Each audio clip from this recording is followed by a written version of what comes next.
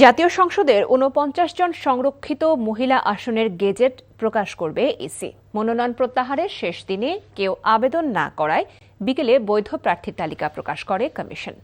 রাজধানীর আগারগাঁওয়ে নির্বাচন কমিশন ভবনে রিটার্নিং কর্মকর্তা মঈনুদ্দিন খান একথা জানান। তিনি বলেন, বিএনপি জোটের ৩৬ জন, জামায়াত জোটের ১২ জন এবং স্বতন্ত্র প্যানেলের একজন প্রার্থী রয়েছে।